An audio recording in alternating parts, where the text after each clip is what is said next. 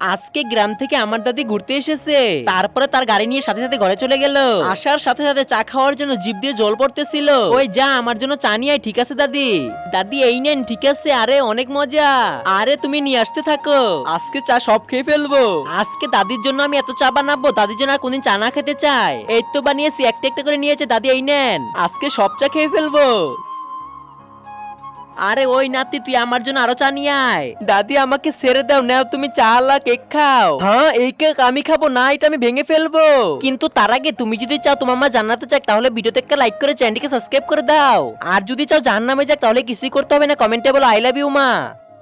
চা চেয়েছি আমি, মন চাইতেছে দাদিকে চার ভিতরে চুবিয়ে রাখি আমি, তাহলে মনটা শান্তি হবে। আর কি ভাবতেছিস? দাদি আমাকে ছেড়ে দাও, এইবার তুমি এই মেশিনটা দিয়ে চা বানিয়ে খাও। এটার ভিতরে পানি দিয়ে, চাপাতি দিয়ে সবকিছু দিয়ে দিলে, তারপরে চিনিটা দিয়ে সবকিছু দিয়ে ঢাকনাটা দিয়ে দিতে হবে। তারপরে ঢাকনার উপর দুধ দিয়ে দিলে, তারপরে দুধ চা সুইচটা টিপ দিয়ে দিলে হয়ে যাবে।